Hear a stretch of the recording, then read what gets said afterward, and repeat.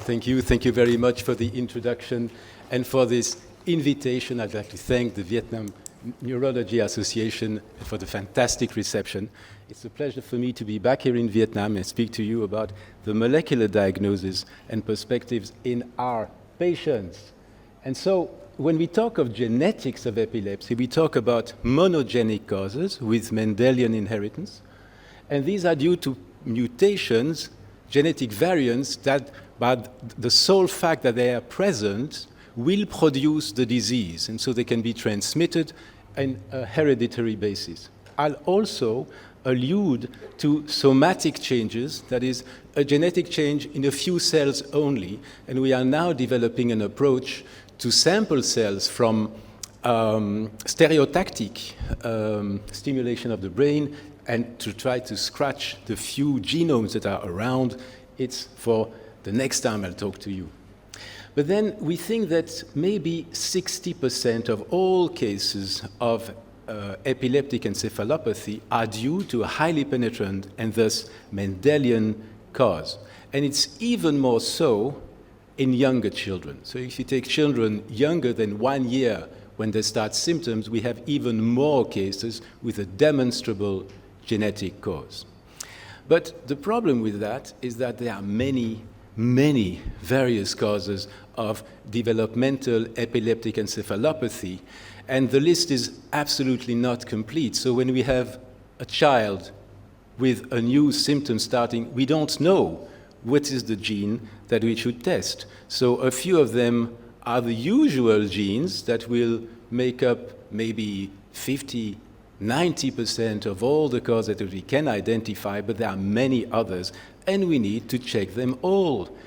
Also, it is very difficult to distinguish the clinical presentation, that is, the phenotype of the children with various genetic changes. On the left, you see what we thought would be the differences in phenotypes from various genes. This is what we thought 20 years ago. So if we look at the phenotype better, we thought we might guess what the gene is. But in fact, the reality, as we now see them, testing for these children with DNA analysis, is much more like that. That is that all these phenotypes overlap. We cannot distinguish them and make an educated guess at the causal gene. So again, we need to test all the genes in parallel because of this vast genetic heterogeneity.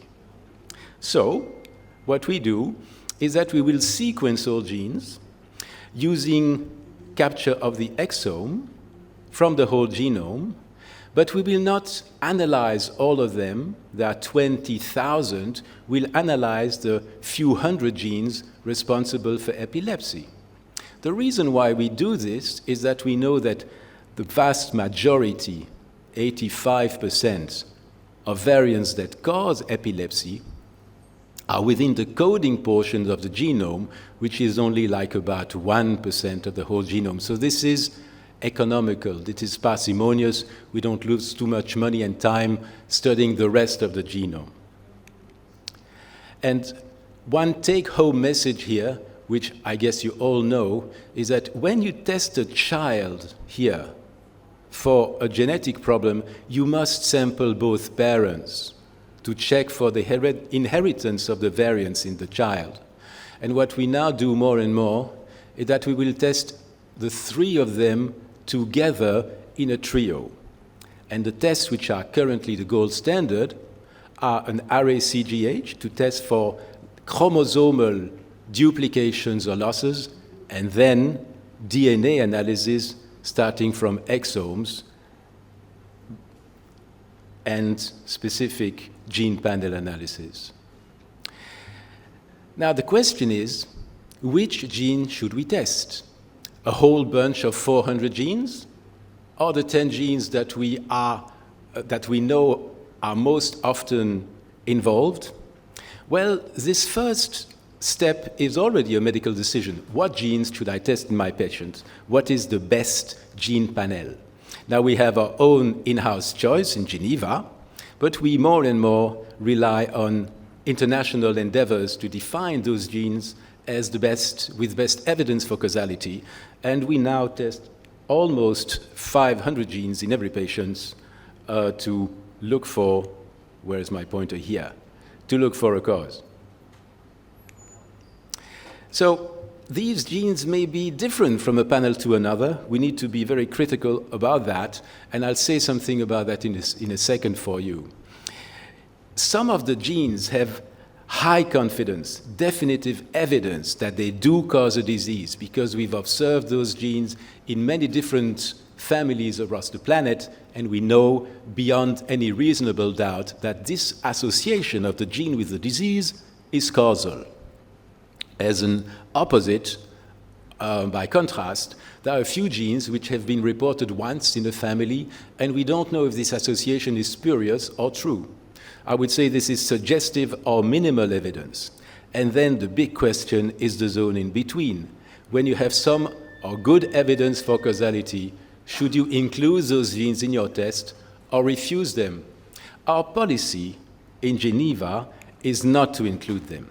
That is, we don't want to push a diagnosis unless it is certain. That is, we prefer to have false negative results than to have false positive results, because we believe that false positives are worse than no diagnosis at all. They might commit your patient to the wrong treatment with the wrong idea, and it is better to wait a little more, maybe 1 year, maybe 2 years, when evidence across the globe accumulate with new experience. So this is what we do. We only test those green genes where evidence is overwhelming that they do cause a disease when you encounter them. But then it's another story to see the real cause in one patient, because if I test your exome, I will find 25,000 variants as compared to other people in the room. And there I'm looking for one of them which would cause disease in the child. So we have an approach that will classify those variants from those that we know are benign. For example, a variant that we find in 10% of the population, we know it cannot cause disease because otherwise everybody would be sick, to the pathogenic ones, which are well known to cause disease across the globe. And the difficulty is those variants that we can technically show are present in the DNA, but cannot medically interpret as causal or non-causal. We have lots and lots of them. We call them variants of uncertain clinical significance. And we know statistically that 90% of those are benign, but we don't know which of the 10% are the real causing ones. So currently, when we have a variant where evidence shows that it has a 90% chance to cause disease, or when this causality is beyond reasonable doubt, these are class 4 and 5 of those variants, we consider we have a clinical diagnosis, and when we have a variant of uncertain clinical significance, a VUS, we do not report it. We keep it in the file. We'll review them 2 years from now to see if some evidence now accumulates. Now, you might say that some correlation with the clinic might be useful. Here is an adolescent who once came for various problems, and she has some slight facial dysmorphism. I don't know if this is clear. It's not as evident as a Down syndrome, but it looks like something special. And so we asked our best dysmorphologists to commit and say, what do you think this patient has? And the idea was, I'm not sure, but I think this is Kleefstra syndrome. So we tested this child for Kleefstra syndrome, and it was not true. And this is what I mentioned to you, the phenotypes overlap so much that we cannot be sure from the clinical picture what the gene will be. So much so that if you go into an international meeting of seasoned clinical geneticists and ask them, I want your learned opinion, give your a global general, consensus diagnosis on this patient, they will give you one which will be true in 50% of cases and wrong in 50%. That is that the best clinical knowledge around the globe today, even joined together in a consensus, cannot give you a diagnosis solely from the clinical picture. So what did we do? We went to the exome, and this picture is just to show that it's complicated. We have lots and lots of data. This is what comes up the top of the cream of the analysis of the 25,000 variants we found. And in the first column, our bioinformatician gave a color code showing that in green are variants in the genes that look non-artifactual. Each line represents a gene, like here. And this represents the code of the mutation. These are all the variants. And then we compare this with data in the population and data in a patient database and bioinformatics to try to guess what the variant in the gene will cause functionally. And from that, we classify our variants in type 1, 2, 3, 4, or 5. And here, after much analysis, we realized that there was one gene which was really causal. The mutation had appeared de novo, that is, it was absent from the parent's DNA and appear in the child together with the disease as a strong indication of its causality. This causes a syndrome known as Smith-Magenis syndrome, which is now the diagnosis of the patient, because going back to the patient, yes, it fits. What she has as a clinical picture could be explained by Smith-Magenis, and so it's a reasonable diagnosis. Now you might say, you might use artificial intelligence to go further than your best clinical dysmorphologists around the world, and indeed, if you feed this program, which is called the Phase 2 Gene program, with the patient's facial appearance, it will give you a list of possible diagnoses. And indeed, Smith-Magenis came as first. But this will occur only in about a third of our patients. The program itself will get wrong 2/3 of the times. So we are far from a time where we'll have two different artificial intelligences, one for the genotype, one for the phenotype. They'll do the work for you, and you just come back a second later and you have it ready. Not yet, okay? The programs get wrong even more often than the humans' brains do. But our job basically is to correlate the phenotype and the genotype until we get a reliable molecular diagnosis in our patients.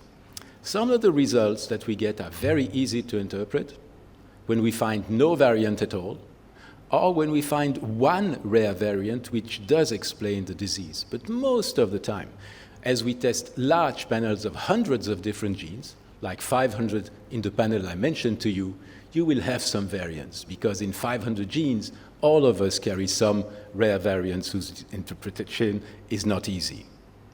So what we do when we cannot get a final interpretation is that we get together with our colleagues from neuropediatrics, like Professor Koch, who is here present today, the radiologist, the pathologist, the lab geneticist, the clinical geneticist, and we all get around all the data of the patient and correlate further the genotype with the phenotype. And we hope to find a result, and yes, we do, often just putting expertise together around the table in a multidisciplinary approach. Yes, you get further diagnosis, and this is really exciting. There are two areas of uncertainty that we have to cope with. One, I told you, is does the gene cause the syndrome? And we try to focus our panels. If our patient has something more specific, we won't test 500 genes. We hope to test only 5 dozens and not 500s. So the more focused you are, the best chance you have to have a true positive. Less is more.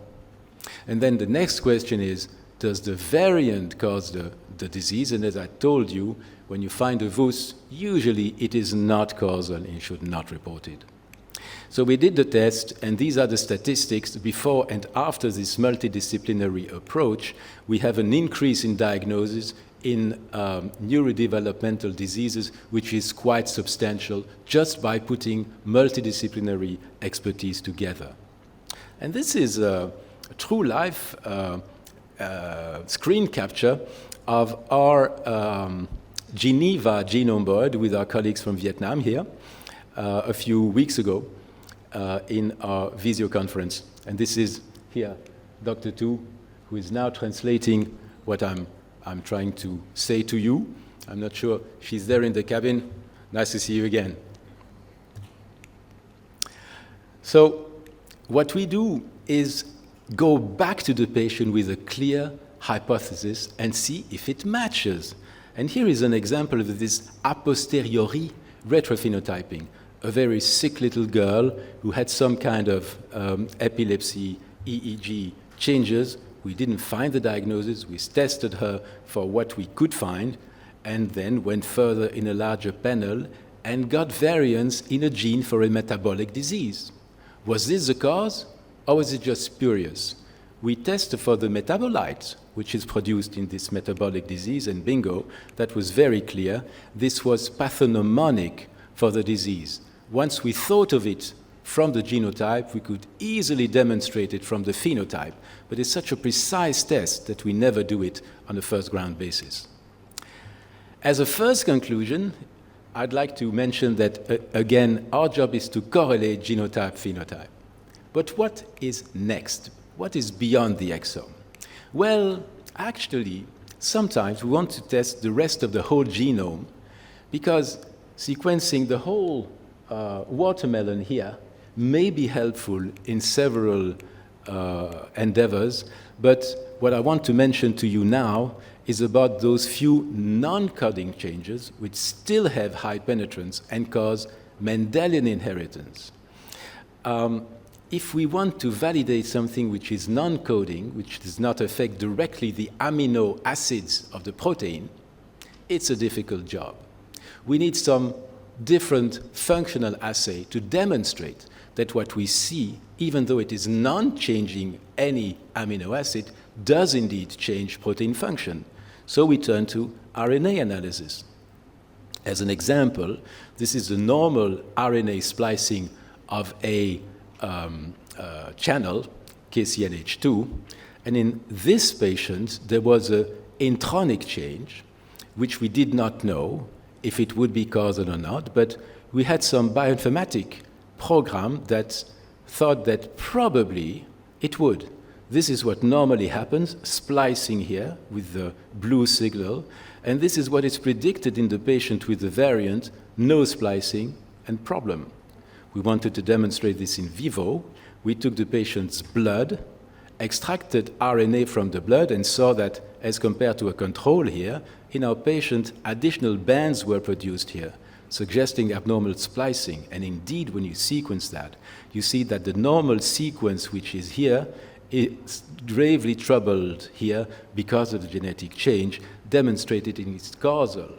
The result from this allowed us to reclassify these variants of uncertain significance to certain significance and having a molecular diagnosis.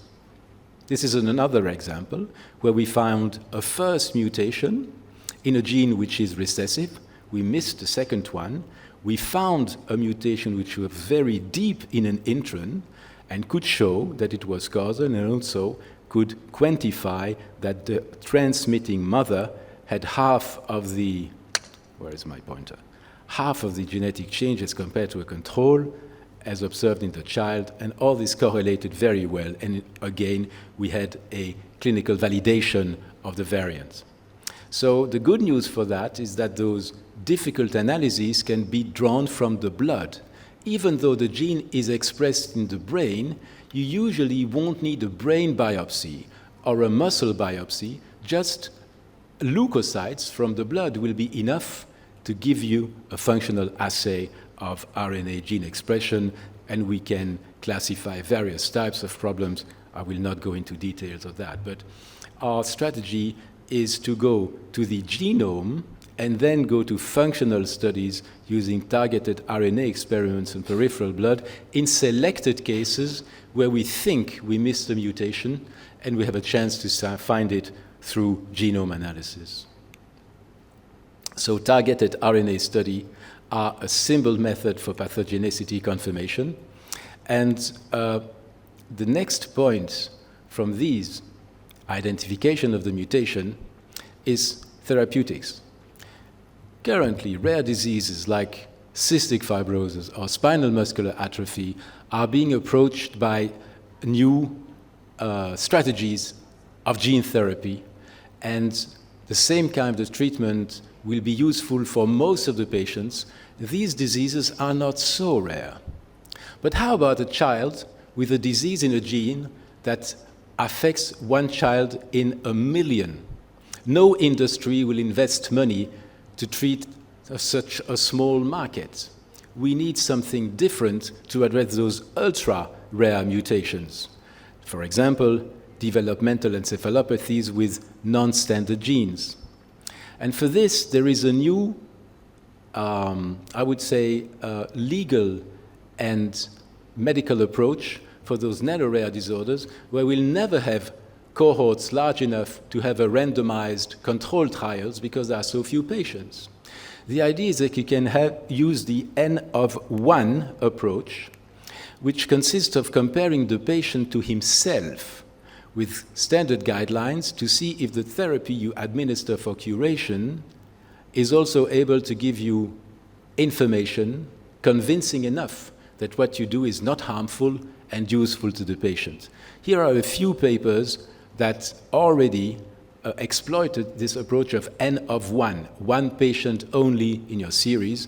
And for this, I would say again, legal issues are evolving and will allow us to treat those patients with ultra-rare disorders without having to wait for the industry to do it for us.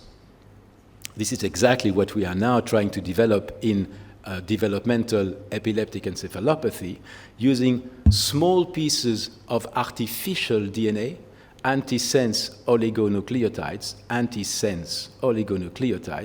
which are not so expensive, can be injected directly into the cerebral spinal fluid and have been demonstrated to be working in some diseases like spinal muscular atrophy. There are now therapies, trials for Angelman syndrome, and we can design this treatment for a mutation on a tailored way in an individual patient. Just imagine, tomorrow you have a child with severe seizures, intractable, and the gene is so rare that you do not hope for a curative change in the next 10 years.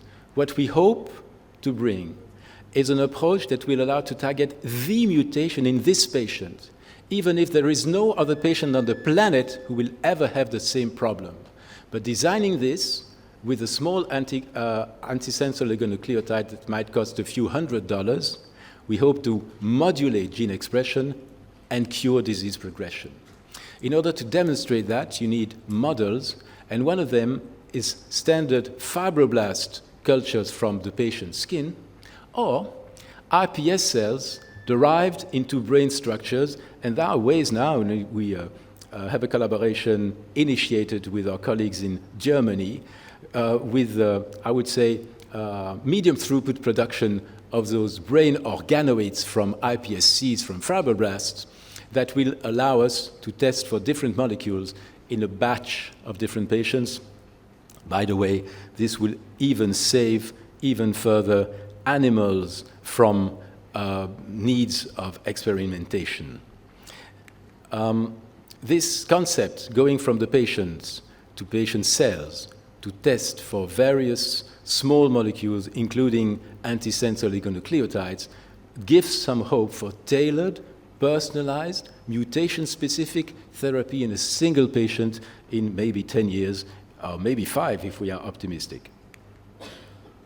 So, I hope I didn't go over my time, but my conclusions to you today is that there is a large overall contribution of genetic causes in pediatric epilepsy, more so before the age of 3 years, and even more so if symptoms start before the age of 1 year. So if it starts before the age of 1 year, and you bet it is genetic, you may be really right. The difficulty is technical, is that those genes are very heterogeneous with a large phenotypic overlap. So we need to do gene panel analysis of a large number of genes in parallel, and we do this from exome sequencing data. But more and more often, we now sequence the whole genome and confirm variant hypotheses using RNA sequencing in those selected cases to demonstrate that what we think is causal indeed is causal biologically. We need a bioinformatic, then biological, then clinical correlation of the variants with the clinical features. The key word is here correlation of genotypic and phenotypic data. when we need to go back to the patient with a new hypothesis coming from this long list of variants. We call this retrophenotypic, and we are often able to have a pathognomonic or clearly a clear timeout, okay, from this multidisciplinary approach. Our scope is mostly the Mendelian monogenic diseases with a few therapeutic perspectives, including for ultra-rare gene defects. I hope I did not step too much over my time, and I thank you very much for your attention.